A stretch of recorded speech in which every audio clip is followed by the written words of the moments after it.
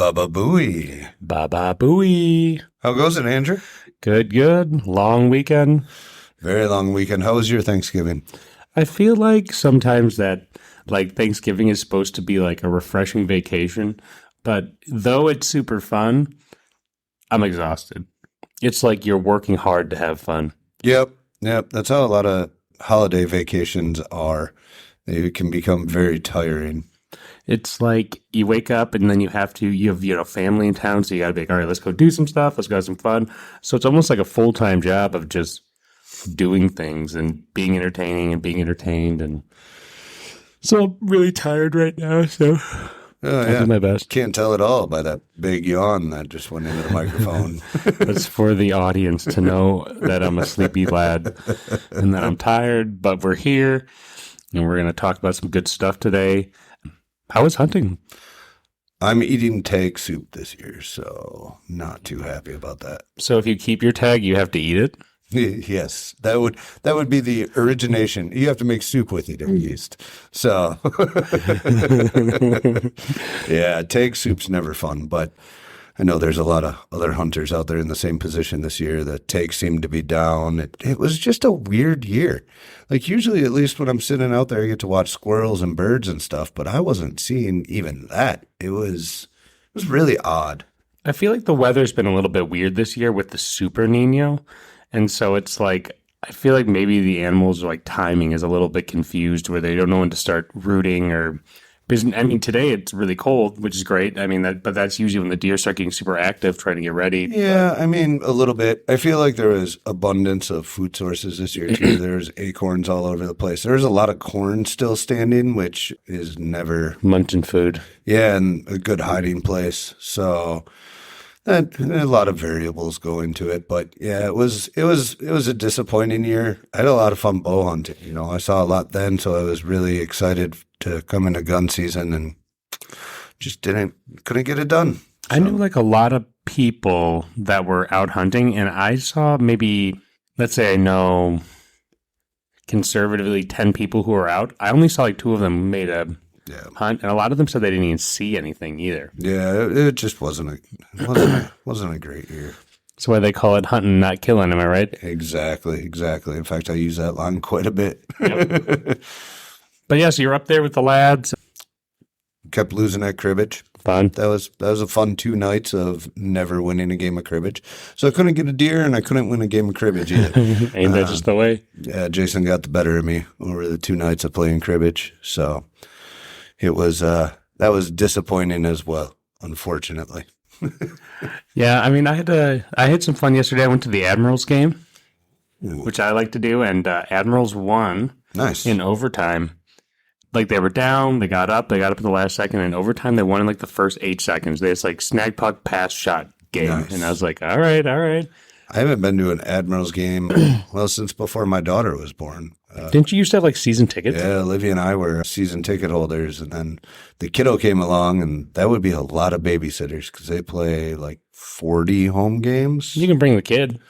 Yeah. Soonish, probably more easy. Yeah, once she's a little bit older, then we'll start working on that kind of stuff, but I don't know how well she'd sit through an Admirals game right now. Yeah, I mean, a lot of cowbell. Yeah. There would be a lot of that going on. And, season tickets where we were sitting weren't necessarily cheap, so I'd rather hold off till she's a little older and can appreciate it more. Yeah, that makes sense. I mean, you can still go to a game randomly, too. They're not expensive tickets for just going to 1 or 2 games a year. No, they're not. They're not. It's just, we tax our babysitters pretty hard family-wise, so don't want to push that too much, so. All righty. You'll find out about all that soon. I don't want to think about it. All right. Well, you ready to kick this episode off? Yeah, let's get started. Great episode today. We're going to talk about prepping for our years in office. So, beep-a-dee-doop, boop, boop, boop. Loosen up your ties and roll up your sleeves. It's time for Fellowship with Matt and Andrew. The views and opinions expressed on this podcast are not necessarily the views and opinions of the Grand Lodge of Wisconsin or any other Grand Lodge or any appended body. All right, Worshipful Master-elect. Oh, no, well, hold on. We're gonna flip this, Junior Warden elect. Partially because I know some of the stuff you've been doing to get ready, and it's kind of exciting. So, what have you been doing to get ready for your year in the South? It's going to be nice in the South this year. A lot of light coming from the South. Hopefully, if everything goes according to plan. You know, I've had a lot of good mentors coming up through the line, so I've been taking a lot of strategies that I've learned along the way. One of the strategies was what I learned from you, setting our menu at the start of the year and aligning with the stewards. So it's always a fun creative time to go through every month and go, what do we want? What do we want? And so this year I'm doing a wiener themed year, and it's going to be Lots of sausages and wieners and hot dogs and those type of things, but it's a joke, but it's not a joke. Right. These are going to be good eats. So we're going to be doing a lot of good foods. We're going to be doing we're doing like a state fair night where we're going to have like corn dogs, which I know you don't like, but you'll be fine. Cheese curds, various things. So we got the whole menu put together with the team. I'm starting to load them all into like a cookbook, more or less, so that like we can have some posterity. I thought it is a cool idea to have like a shared Junior Wardens archive of their year. And I've been going through and doing all of the like totals for how much I need for 30 people. So it's all shopping lists laid out and all that kind of good stuff. Right on. Yeah, no, I got to go back and do that for my year. I think that's a great idea to have on the Google Drive. I also think it's a great idea, obviously, since it's how I handled my year in the South, to put together your menu, especially if you're going to be cooking, to have that menu available so you can look at it. You know what has to get done for that particular meal or the next month's meal, not scrambling the night before going, what am I going to cook tomorrow? Yep. And it, honestly, I feel like the planning of this early can make it less anxious and more fun, because it's fun to cook in the kitchen, but it's not fun to scramble to like figure out what you need, what you want to do. So having it all laid out, and especially putting the shopping list together so that I can just plug and play. Right. Well, and that worked really well. And I think part of where we can align on that too is we were in the kitchen together the year I did that, because you were a senior steward. So we've seen it in action and we know it works well. So it was an obvious choice for you to incorporate that into this year. Well, and I think that kind of pays tribute to why the progressive line can be a helpful tool. I know there's pros and cons to it, but one of the pros is that when you're going through the steward, you're learning from your wardens to hopefully take some tactics that you can bring into when you kind of ascend to that level of authority and responsibility. And within that, it's helpful to learn those leadership skills and different styles from other people and take what works, leave what doesn't, learn the good lessons. And, if there were parts that you were frustrated with, trying to improve upon that and, kind of going with both. It's almost like you could say the stewards are apprentices. Almost like you could say the stewards are apprentices in the line. The deacons are fellow crafts, and once you're up to the warden areas, you're kind of starting to become a master there. You're actually overseeing things, right? Yeah, and it's wonder where we've heard all that before. Yeah, I don't know. It seems familiar. It's crazy how the line kind of just aligns itself into that, and the movement of the chairs around the room, just give you an opportunity to. Well, you start out learning from the junior warden, right? And who's first coming into his real leadership role. And then you're over with the senior warden, who's now kind of in his second leadership role, but with different tasks, and then senior deacons, your last year to get ready for being up in those chairs. I mean, I feel like my senior deacon year, I was already starting to think about my junior warden year and what I wanted to do. And then by the time I was in the South, I was already starting to think about the year in the East, if I made it, and trying to figure out what that was going to look like. And I think that's just solid advice for anybody, is at least be looking the chair ahead of where you're at. If you're planning or hoping to advance in the chairs, get ready for that. Take tips and tricks. Learn as much as you can from the people who've done it. Whether they did it good or bad, you can still learn from them, right? Yep. And at the same time, like I've always had on my phone a Google Drive that's called Worshipful Master Ideas. Ever since I joined the line, and you don't know if you're going to always make it, but generally, as long as you continue to do a good job, you probably will. Right. And so, just to take down those spur of the moment ideas, like, oh, I think we should do this. Oh, maybe we should do that. Just to have a list of ideas, so that when suddenly years later, you're not scrambling to remember, like, what was I thinking about again? Yep. You're like, I don't know. I've been doing that in the notes app on my phone. Just anytime something pops into my head or somebody says something that I think is a good idea that could be adapted for our use, like, yep, just plug that in over here. It's a lot of work. It's a lot of work. It's a lot of planning. And obviously it takes a long time to get through the chairs, but I think it does for a reason. And I think that reason's good. You're really learning how to you're learning how to follow it first and then learning how to lead later. Yeah, and it works really, really well when done correctly. And if you have the luck of having a strong officer's line, it can be helpful too, where things kind of all are firing on all gears or on cylinders. Yeah. And I'm actually really excited because, I was basically in the kitchen for 3 years, technically, even though part of the year was COVID. So, we were out, but we were still doing like to-go meals and things like that here and there. So, from being steward to steward again, to senior steward deacon, because I had to fill in as deacon too. Yep. Then this year there's the first year that I wasn't in the kitchen. I was like, oh, I miss cooking. I just want to get back and start cooking. We did cook a couple meals this year. We did. We had a lot of fun in the kitchen too, though. We had a lot of fun in the kitchen. I love cooking in the kitchen. And I like that my two stewards, Ethan, the one going in, was my mentee. So that's fun. So, we've already know each other really well. So it'll be fun to work with him in an officer's capacity. Even though, last year he was doing counselor and I was helping him a little bit with that, but he really stepped up and really did a really good job, took charge of that and, had a really organized year as a counselor. Oh, very, very much so. He did a great job making sure that there was a monthly education stated and just with our, up and coming EAs and FCs and new MMs, he was just always on the ball. I do want to kick it back to something that I know you're going to do as junior warden that I thought was a great idea. And that is what you're planning on doing with your stewards. Oh, so when I was talking with my stewards, we're going through a year and I was kind of going through expectations and stuff.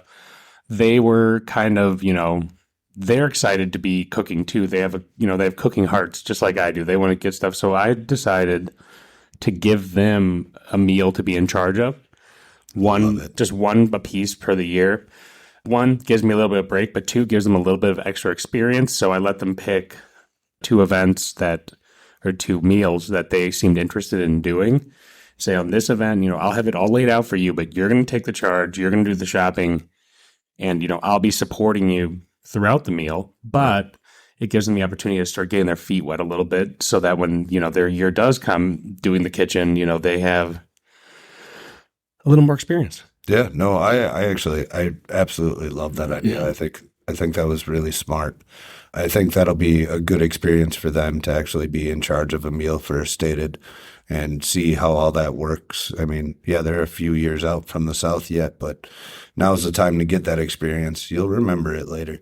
Well, and I had it happen just per chance where something happens and the warden can't make it. And then they're like, hey, man, can you help me out on this one? I think that could potentially happen on another one, too. But I like to have 2 that are set in stone. Right. And I agree. And that is a benefit, too, is if they've made it through that month already that they were in charge of, and then, boom, something happens and you're deathly sick and you can't be at stated, then, they have the experience and the know-how and are able to just run with it rather than, having to grab somebody else to make sure that they can help them get it done and stuff. They're just outside of getting in the building, they'll have the ability to do it themselves. And I think it helps build confidence. These boys have been getting, I remember when they first came in, their confidence has been building meeting after meeting, I swear. Yep. Sure. They're finding their voice too, being like, I have some ideas. I have things I want to offer.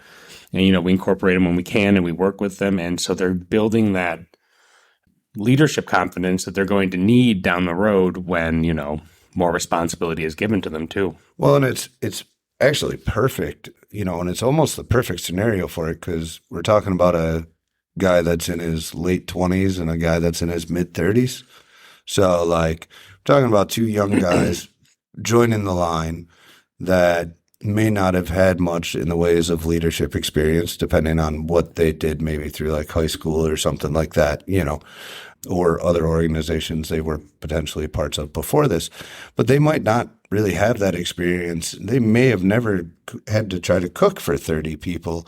And I think it's critical that, especially for those younger guys who are building in confidence, that we keep building that confidence, that they know that they can accomplish this kind of stuff and learn the ins and outs of accomplishing it, to just continue to build that confidence as they go through the line so that, by the time they eventually, if they go all the way through, make it to the East, they're confident in their abilities, they're confident in everything they need to get done, and they understand how to lay out a good plan and execute. Yeah, and I think it's helpful too. It kind of helps align with how I like to lead. And it is, I don't like to be like, I'm in charge. We're just doing it my way or the highway. I like to make it very collaborative. So I like to be like, ultimately I'm going to be the one who's going to have to make the decisions here. But we're going to have conversations. We're a team. You're not my subordinates who I'm just ordering around. We're working as a team to achieve a goal. And when you give them that confidence and the ability to have a personal relationship with that goal by giving them some responsibility, it can really help motivate them to be like, this isn't Andrew's thing. This is our thing. We're a team. We're going through this together. Even though I was the one leading the menu, that's part of the fun of my role. And they can start thinking about what they want to do for their menus when the time comes up. But even though it's my menu, I had them pick all the sides. Be like, hey, this isn't just, I'm not going to railroad the whole thing. Like, right. We're going to talk about it together because this is our year for all three of us to work together. Right. And I would agree with you that leadership as like more of a collaborative style works really well. I do think you need both. At times, there's times where it's just got to be like, look, this is how we're doing it. It's got to get done, and this is what we're going to do and how we're going to do it. At other times, having that personal buy-in of everybody and continuing to understand that it's a team, because this is always a team, is great, And I've tried to embody both sides of the fence in the appropriate situations. I think that's actually the hard part, is to figure out when leadership as a collaboration is appropriate and when leadership as no, this is the way we're going to do it and it's got to get done is the my way or the highway approach is the appropriate. I would say more often than not, the collaborative solution is the better solution. But there is that time and place. Well, and a lot of times I've found that the collaborative solution is in the planning. Right. And then in the execution, you're like, nope, I don't care. We're doing it my way. Like now it's that controlled chaos moment where you're like, now we're going. We already deliberated. I heard your point. You heard my point. I made a decision. We're going forward with it. Right. Just like so. Well, yeah. And at the end of the day, that is your role, right? Is to be the ultimate decision maker. And not every decision is always going to make everybody happy, but you have to just, take the points and counterpoints and weigh them out and make the decision. Like you can't be the one him-hawing it going, well, I can see both sides. And maybe you can see both sides, but ultimately you got to make the decision. The leader's job is to be the arbitrator between the lodge's ideas. And I do think it's important not to be like, he never listens to anyone. He never opens up the floor. I think it's important as a leader to hear the opposing sides, take the information, consolidate it in your mind and go, well, I know both the risks, I know the concerns, but we are doing this. That's why I'm the leader. I am making the decision. Right. And you'll never have a perfect decision. Right. You'll never have a perfect decision. And guess what? You'll make the wrong decision sometimes. And you need to own up to it when you do. Sometimes it's hindsight 20/20 too. Sometimes it was the right decision and it didn't have the desired result, but maybe it was the best thing you could have done at the time anyways. Right. Exactly. And, having the grace to give a leader. Yeah. Maybe you were put in between a rock and a hard place and neither decision was really optimal, right? Or neither choice was really optimal. But I think it's important that if you do clearly make the wrong decision later down the road, you own up to it. You can't be like, well, I had to make a decision, so I made a decision and that's that. Like, no, okay, I had to make a decision, but yeah, it looks like I made the wrong one. Oopsies. So sorry about that. Let's move on from it. But that personal responsibility as a leader, I feel like is very important. Like when you do something right, great. You can go ahead and give yourself a pat on the back in private and, move on with your day. If you make the wrong decision, I feel like you kind of got to own up to it. And, if somebody says to you, hey, I think you screwed up there, you go, yep, I think I screwed up there too, and eat it. Don't try to, when you're in the wrong, don't try to defend it. Or try to pretend it was not in the wrong, or blame someone else for it too. Right, yeah. The top hat weighs heavy on the master. Yeah. Because at the end of the day, even if it might have been someone else's fault, a lot of the blame is going to come back on you because you're the leader. Right. And that's kind of that's the cross you bear. You make the decisions, but you also deal with a lot of the fallout. I mean, that's why quarterbacks are universally, people get mad at them when, someone else messed up the play and they're like, but you're the playmaker. So we're going to blame you. And so that receiver wasn't where he was supposed to be. Well, yeah, that's also the receiver's fault. But you also shouldn't have thrown the ball to where he wasn't. Maybe don't put the ball in the other team's hands. How's that sound? QB? Right. Yeah. So you're going to be going in as Worshipful Master. Yeah. How's planning going? I've seen some of your stuff coming out. It looks good. You sent a letter out, which was cool. Yeah. So I've tried to do a few things. I've been kind of prepping for this since I've been in the South. You've seen some of what's gone into that and me getting ready. And it's been a full year as senior warden. I always heard everybody say, well, senior warden's like your down year, so you can get ready for your year in the East. And let me tell you what, just because you're getting ready for your year in the East does not mean it's a down year. And I think I started to try to do things a little different than some other senior wardens. Let's be honest. You get 1 year in the East. Mm-hmm. Well, sometimes two, but you can't guarantee it. Sometimes two, right. But for the most part, you get 1 year in the East. Not everything you want to accomplish is necessarily something that's accomplishable within a year, or something, you might have stuff on your list of ideas that would be beneficial to the lodge. Why are you holding out on doing them till you're in the East? Mm-hmm. Start working on that stuff now, like the open house, for example. Let's get that done on the books this year. I headed up the committee because it was kind of my baby, but now next year I get to pass that off and watch it grow, rather than implementing it my year in the East and then having to deal with trying to get this new event off the ground at the same time that I'm in the East, and I think I've kind of taken this attitude of, if I think it's going to benefit the lodge, why am I not starting to execute it now? Or put it up to the master. Or put it up to the officers to make it start being a reality. Right. And obviously, I spoke with Grant about everything that, I was going to try to put in place this year to get ready for next year. And he was aware of it and knew it. And, we had our officer meeting early, like a week after elections, so that we can hit the ground running right away after installation. Everybody knows what their expectations are.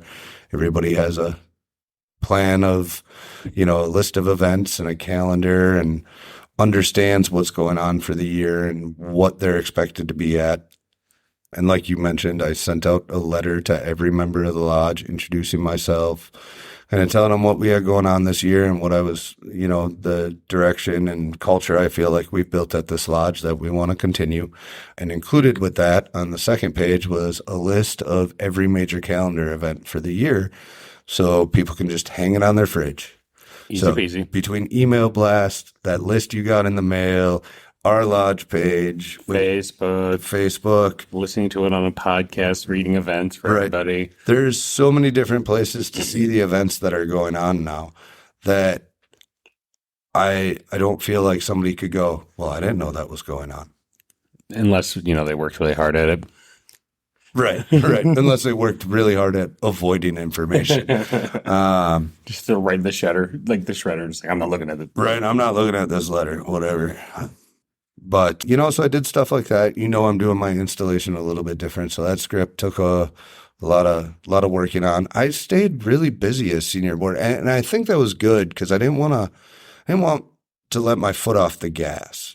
Junior Warden year is all go, go, go, go, go between your stated meals and your large events and making sure you have snacks and drinks and stuff at degree nights.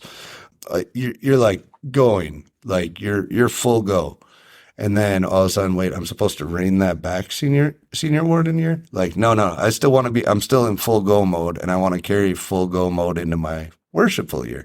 So if I slow down now, it's going to be hard to get that momentum back, right? So I went into it with this attitude of, we're just going to keep going. I mean, obviously this year I continued what Grant did during his senior Warden year, which was sending out the birthday cards. I mean, that's just time consuming in and of itself when you have 200 people who you have to send out a birthday card to, 5 days before their birthday, and bringing all the cards to the stated meetings to have all the lodge brothers sign them and everything else. I mean, it's not a hard task, but it certainly is like time consuming and something you have to have on your brain every day, because you got to check that birthday list and see which cards have to go out that day. And then, you might get 5 days where you don't have to send one out, but on day 6, you got to remember that you got to send that one out, So, I just felt like I needed to keep moving this year. So I kept finding stuff to keep me moving so that I could carry the momentum I feel like we had built as a lodge into next year still. And I have an aggressive calendar for next year. I understand that. Fun. We have a lot of young guys though. So I felt like we could go with an aggressive calendar because we have a lot of guys that are hungry, that want more, that want to be doing more.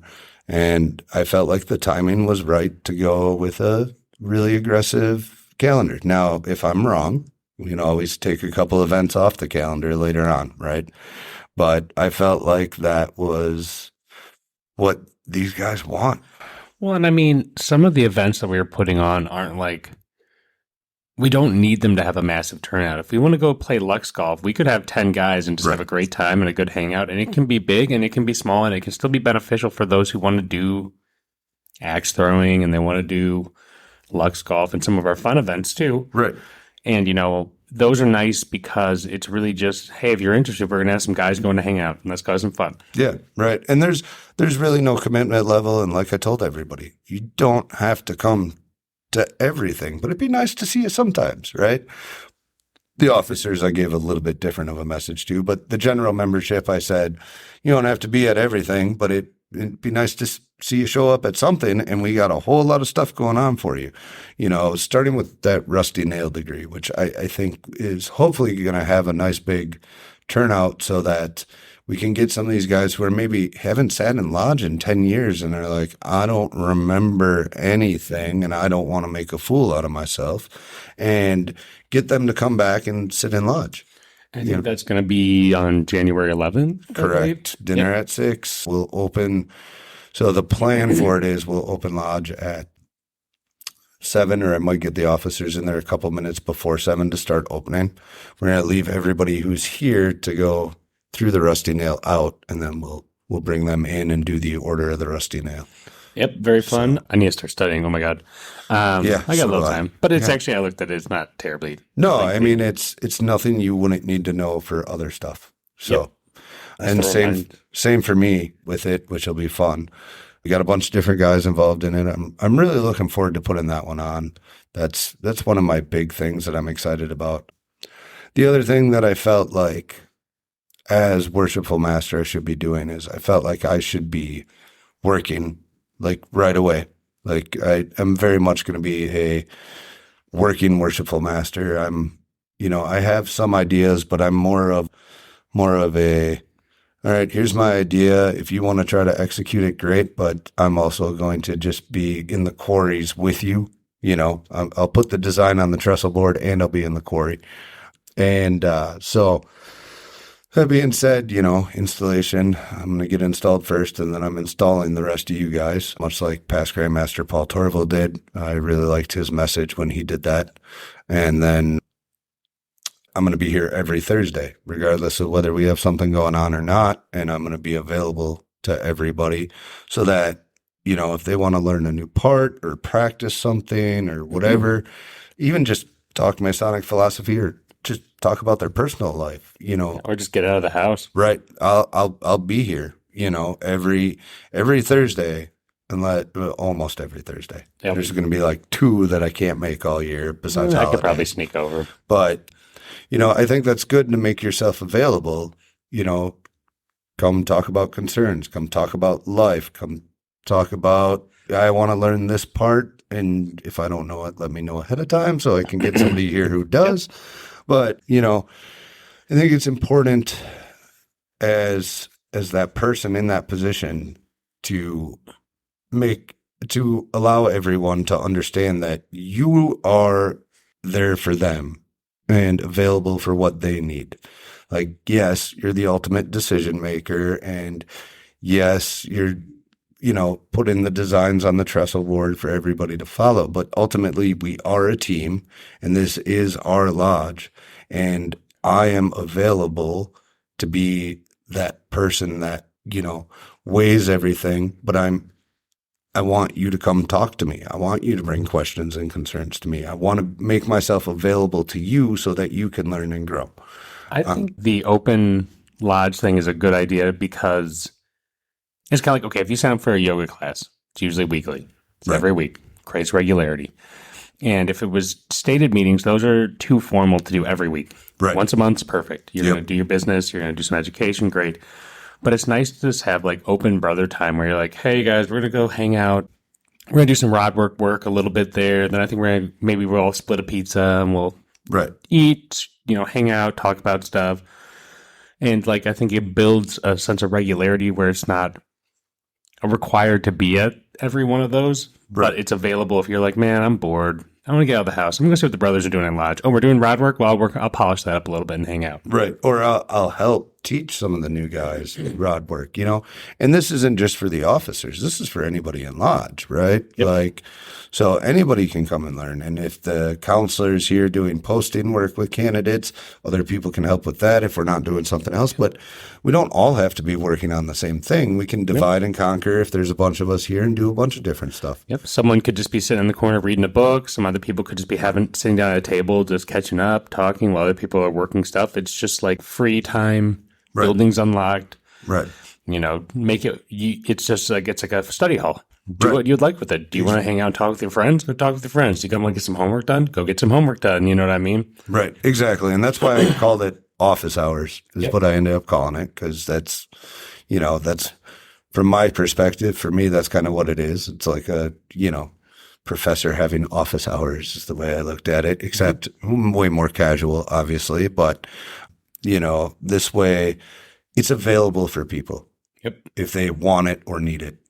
I think it's a good tradition to at least test out. And I mean, honestly, if in the future we wanted to maintain it and maybe the master's like, hey, I can't do that time, maybe a past master would be like, oh, I like to hang out on Thursdays. I'll open up the doors and hang out. So right now you're spearheading it because it's your baby, it's your idea. Yep. And you're the master and that's part of your thing. But some masters might be like, I live, 45 minutes away. I really don't have a lot of time on every Thursday. You could always be like, someone else able to come in and hang out. And I think if people start regularly showing up, you might see those people who are the regular people who hang out there be like, oh, I would have been there anyways. I can open up and hang out and we can go through stuff. Right. And yeah, like I said, this is something that could last this year, not be very well attended. I mean, sometimes office hours are going to turn into formal practices because, Thursday nights aren't our night. That's the one night a week, that people kind of should keep their calendars more free because we're doing degree nights and stuff. There are degrees on those nights potentially and stuff like that. So, there might be a degree going on during one of those. It won't always be office hours. Sometimes we might have a practice because we have a degree the next week. Sometimes we might be doing the degree, and I tried to keep fifth Thursdays for social events so that we could, because I have 4 fifth Thursdays. Yep. It's just a quarterly. Right. Want to take advantage of those because typically we're only working with 4. So the fifth one's kind of a free one, to do some social events and stuff like that. And the nice thing about having all the events too is it means that if you're a non-officer and you're just a brother or you're someone who wants to visit, you can kind of pick and choose. You can be like, I don't have to be at every event, but I would like to come to this one. So we try to get a variety of types of events too, to see if people are interested in just doing different things and building fellowship and, Right. bonding with your brethren. Throw the noodle against the wall and see if it sticks. So it's like half of planning an event is just throwing noodles at walls and seeing if they stick. It kind of is sometimes. I mean, I think prior to being in the East, obviously, I've got 9 days until installation, but I think part of what people should think about as they prepare to go into the East is, maybe talk about your ideas to some people and stuff. But if you really feel like it's a good idea, run with it. What's the worst thing that can happen, right? It doesn't work. But, I mean, that's why I was saying that we should treat our line like we're collaborative. Like, it's not like the master's the one who comes with ideas. He already has his stuff that he's trying to figure out and maintain. So I found that if you go to the master, like, I have an idea. I want to, like you were like, I want to do Masons Go to the Fair. He's like, cool. You figure it out. You get the buy-in and you could do it. And you're like, okay. That was the same thing with Ethan earlier, a couple of months ago, came up to me and said, I think we should do an outing to Lux Gulf. I said, cool. You get to plan it. Yep. Hey, I love doing that to people because that's how it always goes. I remember a brother came up to me and he's like, why don't we have education on like etiquette and stuff? And I said, that sounds like a great education piece. I'd love for you to write that on up for us. And yeah, I'll look forward to your presentation. Like, good call. And he's like, no, I don't want to do it. I'm like, hey, you're the one who wants something new. Honestly, then you should be prepared to take the charge and get the help you need. I mean, obviously, we're here to help if you need stuff on top, but it's nice to say, hey. It's not like I'm putting the guy out on an island, but, if it's his idea, yeah, go run with it, and very rare would I ever say no to somebody's idea because you're not going to know unless you try it, first of all. Second of all, you get to learn something if it fails, and if it succeeds, great.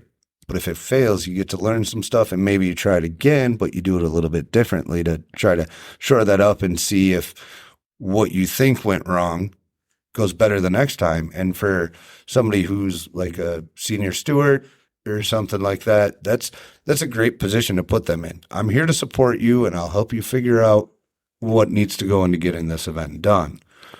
Then we'll look at it afterwards and go, what went right and what went wrong and what could we do better? Yep. And I mean, every event that someone wants to try doesn't have to be an annual event into time immemorial or, into the future.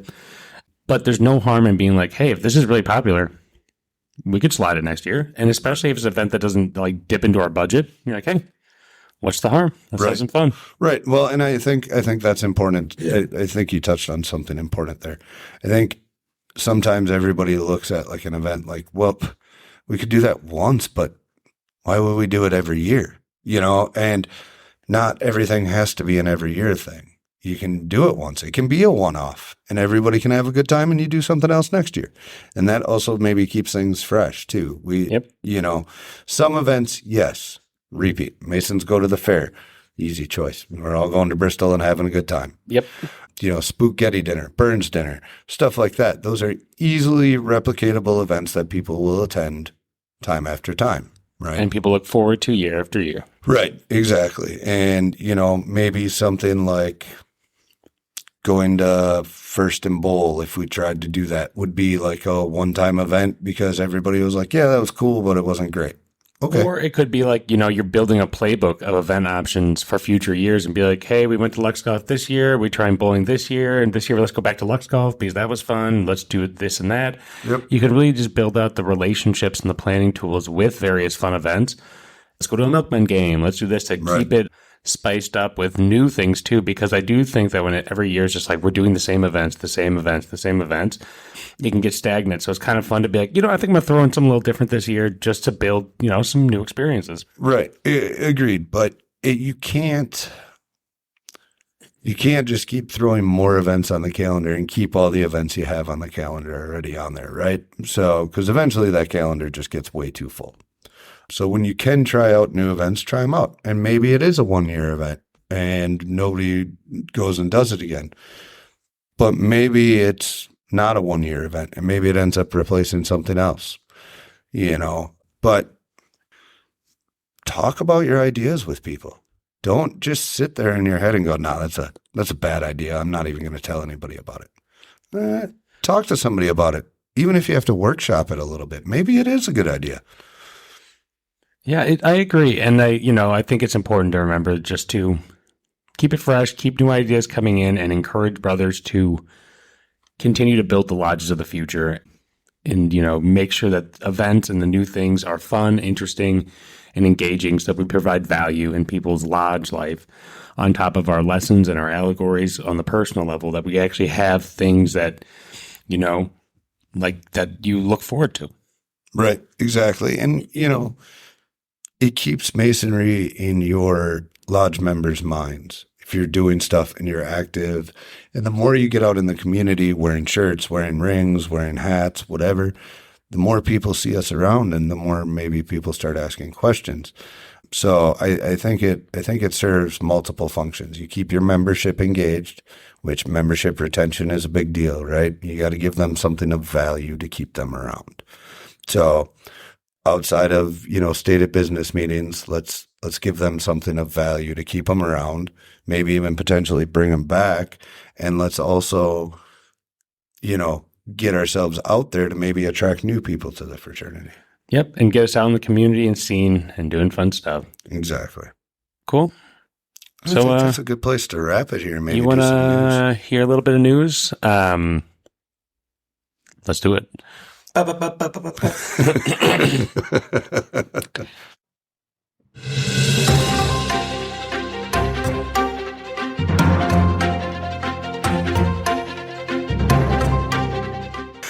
So, what's been going on around Wisconsin? The first news story I have today is District 2 has completed their Day of Light on November 4th, and they have raised, wait for it, 41 new Master Masons. That's a lot of new men, a lot of new brothers.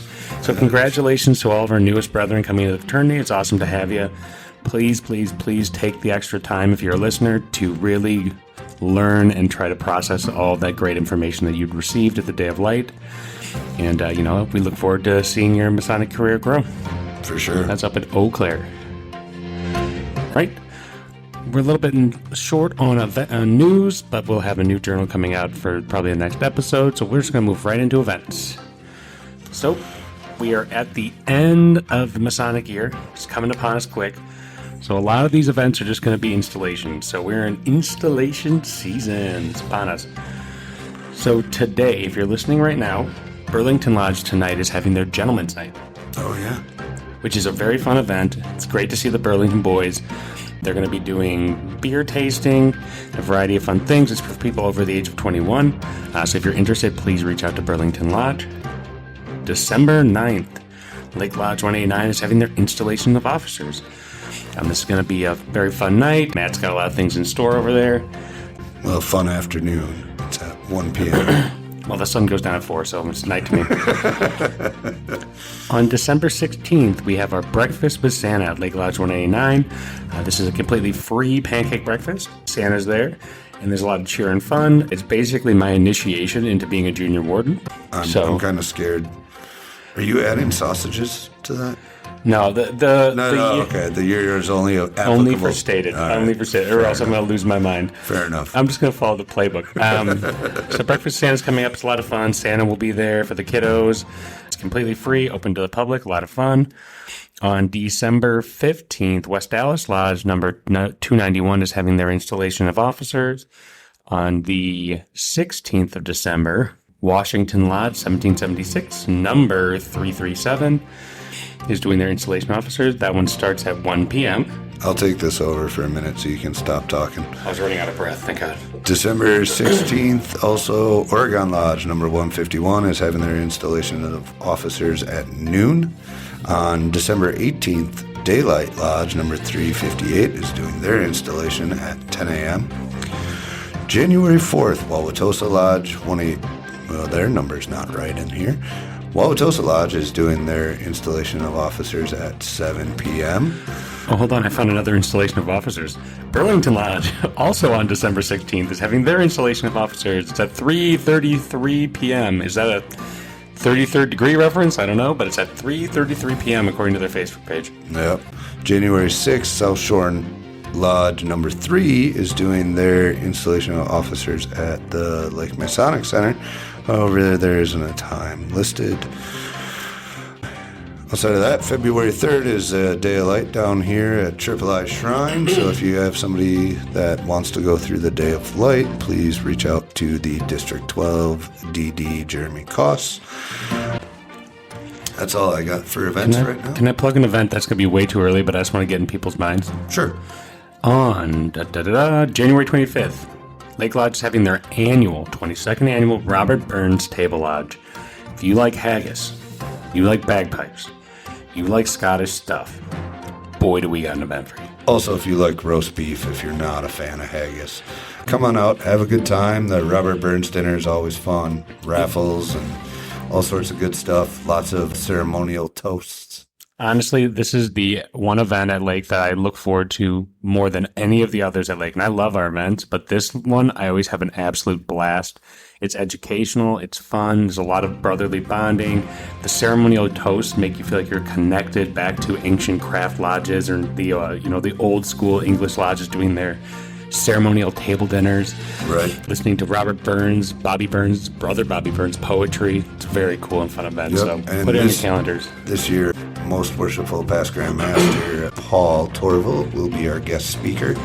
For those of you who may have attended the Burns dinner before that, remember the current Grandmaster being our guest speaker. When we had to skip a COVID year, we decided to push it back to the junior past Grandmaster being the guest speaker, which is kind of fun because we get to hear some more about their year in the Grand East.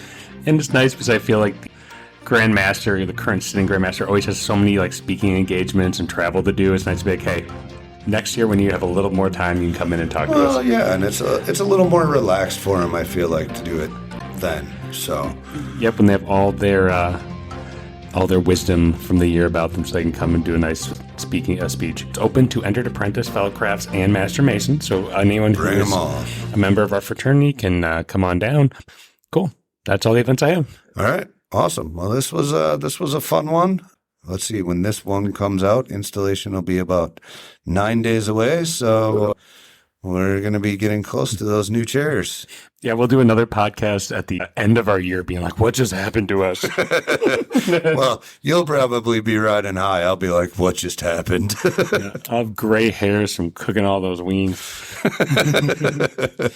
All right, everyone, you have a great day. Remember to follow us on Facebook, Instagram, or X. And also, if you have any comments, questions, concerns, anything you'd like us to talk about, reach out to us about timeforfellowship@gmail.com. Timeforfellowship@gmail.com. Have a good day, everyone.